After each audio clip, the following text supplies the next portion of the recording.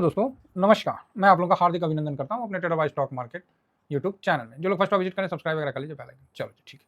अब ये आ गया टेलीग्राम ये फ्री है, जरूर ज्वाइन करिए। और अभी जो मैंने ऑटो का आप लोगों को दिया है ना, तो आप भी बोलोगे सर आपका भी माइनस में, तो आपने उस दिन क्या प्रॉफिट बुक किया था? सॉरी। तो देखिए, मैंने हाई पे खरीदा था, माइनस में बैठा हूं, बड़े माइनस देखे उसमें। जब हद हो गया माइनस का ऑटो में, तो एक बाइंग अच्छा कर लिया, तो उसका नीचे आ गया, तो फिर अभी ठीक है। ये मेरा उस समय का है जब ये ऑटो टॉप पे चला करता था, तो वहां से बाई करके फिर नीचे, और नीचे जब बॉटम में था, मतलब नहीं समझ में आया, तो ये देखिए, अरे ये क्या आ गया। ये जब ऑटो अपने पीक में था तब मैंने खरीदा था, उसके बाद ये यहाँ आके अभी यहाँ आया है, ठीक है। तो सॉरी, जब ये नीचे तक आ गया, मतलब ऑटो यहाँ अभी यहाँ पर ही है, तो ये ऑटो इंडेक्स का मैंने बनाया है। बाकी चार्ट में हम पूरा डिस्कशन करेंगे, ये जस्ट आपको अपना व्यू देने के लिए बनाया। तो इस जगह जो बाइंग किया, वो तो भाई साहब यहाँ आते आते तो चीख दिया चीख पुकार मचा दिया, इतना माइनस हो गया है। तो फिर इसमें हमने बाइंग किया था, तो ये यहाँ पर ही आ गया, तो मतलब एवरेज होके नहीं डाउन आ गया, तो बढ़िया है। और इस जगह फिर मैंने एक स्विंग के लिए भी बाइंग किया था, शॉर्ट स्विंग में इसको मैंने बोला था कि भाई साहब यहाँ पर ही लेना है। तो कल मैंने इस पर भी 6% जो भी था वो मैंने प्रॉफिट बुक कर लिया, और आप लोगों को मैंने बताया भी था, स्क्रीनशॉट भी दिया था कि भाई साहब हमने तो बुक कर लिया, लेकिन काफ़ी लेट में बुक किया था। तो जिन्होंने नहीं बुक किया तो उनके लिए बढ़िया रहा, मैंने इस पर 7% 6.80% पे प्रॉफिट बुक किया था। तो ये ऑटो का अच्छा, मतलब हम लोग ने बेनिफिट लिया है, मतलब शायद सेकेंड बार मैंने स्विंग में प्रॉफिट बुक किया ऑटो का। अभी नीचे से एक ये हो गया और एक शायद पहले किया था, चलो कोई नहीं, चेक कर लेंगे। 2 बार हो गया तो ठीक है, 2 बार हो गया तो ठीक है सर, और क्या चाहिए। तो अच्छा है कि मुझे थोड़ा सा इसमें ये जो है ना ऑटो, ये ऊपर से भाई साहब नीचे आया था, कितना ये यहाँ तक आया था 200 के आसपास, तो कम से कम 30% गिरा था, ठीक है। ऑटो 30% साफ गिरा था, और नीचे से मोटा मोटी ये रिकवर अच्छा खासा हुआ है, तो नीचे से मोटा मोटी 18% का रिकवर हुआ है। तो अभी जो मैंने प्रॉफिट बुक किया वो 6.80 है, और पहले भी मैंने प्रॉफिट बुक किया था, तो कुल मिलाकर मेरा ठीक है ना, यहाँ हिसाब किताब स्विंग 2 मिल गया तो बढ़िया है। अब आइए एफटीए पे बात करते हैं। तो बहुत न्यूज़ सुने होंगे आप लोग, FTA free trade agreement UK के साथ साइन हो गया है ना, तो काफ़ी मतलब आप लोग इसके सुने होंगे है ना। तो इसमें क्या मतलब है और कैसे है, तो उस पर भी हम लोग चलते हैं, ठीक है। तो कहाँ गया, हाँ, तो उस पर हम लोग चलते हैं। तो ब्रिटेन के साथ फ्री ट्रेड एग्रीमेंट, इस पर अभी मैं आप लोगों के साथ डिस्कस करूँगा ऑटो के रिलेटेड, ठीक है, कि कई समय से प्रयास हो रहा था, तो यहाँ एक फुल एग्रीमेंट होने का हो गया। इसमें क्या क्या हुआ, तो सबसे पहला पॉइंट, ये सिर्फ ऑटो के लिए है ना, ऑटो इंडेक्स के लिए पहला पॉइंट कि भारत जो है वो पहले ब्रिटिश कारों पर कितना % का टैक्स मतलब लगाता था, मतलब टैरिफ लगाता था, आयात शुल्क लगा। देखिए भारत तो भाई साहब शुरू से रगड़ा हुआ है, ऐसा नहीं है कि नहीं रगड़ा हुआ है, तो इतना बड़ा देश है तो बेनिफिट तो लेंगे ना। बाकी जिनको नहीं रहने लायक है तो बातें अलग है। तो ये 60% से 100% तक का टैरिफ पहले वसूलता था। तो आप बोलिएगा गजब सर, हाँ हाँ हाँ, हम लोग को पता नहीं है, एकदम वसूलता था। तो अब इस नई जो आया है इसमें क्या हुआ है, तो इसमें ऐसा हुआ है कि 5 ईयर में, ठीक है, ये अपना जो मतलब टैरिफ का जो वसूलता है, दादागिरी है ना बोलेगा जी, है आप बोलेगा आप सर ऐसा बोले ना, एक बात है, मतलब जो हम लोग लेते हैं तो वो कम करके 5 साल में हमको 10% करना है, ठीक है। अब इसके बाद क्या है कि लोगों को आधा जानकारी होगा नहीं होगा, वो बवाल मचा दिए कि सर इससे तो कंपनियां लॉस में, फलाना ढिकाना, पता नहीं क्या क्या क्या। लेकिन सरकार ने यहां भी एक बड़ा अच्छा कॉज रखा, क्या रखा कि 46200 मतलब 46,200 वाहन का सीमा लागू कर दिया, समझ गए ना। तो इसका ये मतलब है कि जो 5 साल में है हम लोग 10% घटा के करेंगे ना, और उसमें गाड़ी की जो सीमा है वो 46,200 रुपया तक करेंगे, कुल मिलाकर ये संख्या इतना ही है, ठीक है। तो इस पर केवल 10% टैक्स लगेगा। लेकिन अगर ये संख्या 46,200 से ज्यादा होती है, ठीक है, तब ये जो टैक्स है ये 10 नहीं साहब, ये 30% हो जाएगा। आप बोलिएगा अच्छा, हाँ, तो इससे क्या होगा, जो हमारे घरेलू निवेश है, जो हमारे घरेलू क्या बोलते हैं कंपनियां हैं, उनको नुकसान कम होगी, और डील भी फाइनल हो गया, समझ रहे हैं। तो ये चीज समझिए, मतलब 46,200 यूनिट कोई ज्यादा नहीं है भारत में, नॉर्मल है। तो इस पर 30% लगेगा, और इससे जैसे ऊपर गया भैया 30%, चलो खींच लो। तो ये सिस्टम है। तो ये कहीं ना कहीं एक अच्छा कदम सरकार के तरफ से उठाया गया है।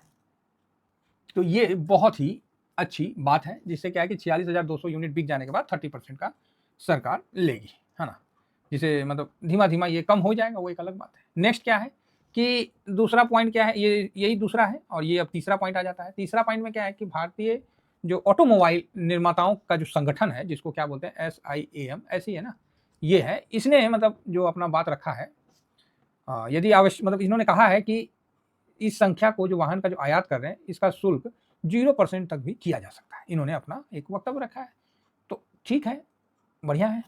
अब इसमें शर्तें कुछ रखी गई है, जो कि चौथे नंबर में कवर होता है, कि जो गाड़ी भारत में ब्रिटिश वाहन का जो मतलब जो होगेगा, वो बिकेगा, इसमें 45% जो लोकल मेड पुर्जे होने चाहिए।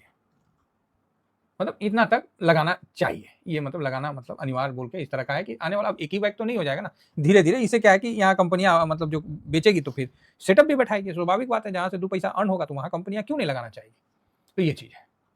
पांचवा, इन्होंने कहा कि $85,000, लगभग भारत में 70 लाख, ठीक है, इतना कीमत वाले इलेक्ट्रिक वाहन पर शुल्क जो है कटौती के, मतलब बोला गया कि इतना का अगर वाहन है तो इस पे हम शुल्क कटौती करेंगे।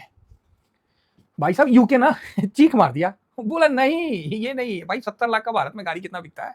भाई यूके चीख मार दिया, बोला ना ना ना ना ना ना ना, हमको तो स्वीकार ही नहीं है, इस तरह का तो कोई प्रबंधन ही स्वीकार नहीं है। तो ठीक है, भारत ने अपनी तरफ से रखा है, तो वो बोला कि 70 लाख का गाड़ी ससुरा भारत में बिकता कहाँ है, रोडे में जाइए ना हमारा, 10 से 20 लाख का गाड़ी ज्यादा दिखता है, 10 से 20 लाख के बीच का, 10 लाख के नीचे का गाड़ी भी बढ़िया दिखता है ना। भारत में जाइएगा तो गाड़ियों का रेशियो क्या है, यही ना है जी।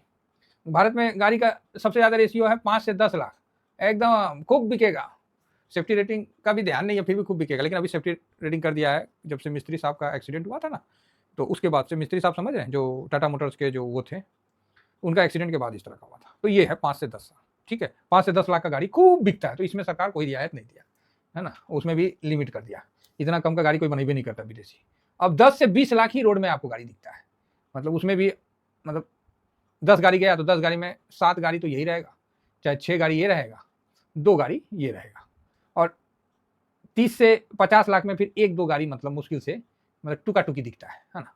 अब ये बोला कि 70 लाख से ऊपर का गाड़ी तो यूके बोला भाई साहब ना ना ना होगा। तो इस प्रकार से भारत सरकार ने इस ट्रेड डील को साधा है और इस ट्रेड डील को पूरा किया है, जिसमें क्या है कि हमारी कंपनियों को भी नुकसान ना हो, है ना, और हम विदेश का जो नया नया टेक्नोलॉजी है उसको भी सीख सकें और आगे बढ़ पाए। तो ये अच्छी कदम है और सरकार ने अपना पूरा ध्यान रख के इस पर साइन किया है। तो अब आप बोलोगे सर तो फिर यहाँ से व्यू कैसा है, तो भाई साहब व्यू तो शुरू से मेरा अच्छा ही रहा है ना। व्यू पूछेगा तो शुरू से मेरा अच्छा ही रहा है।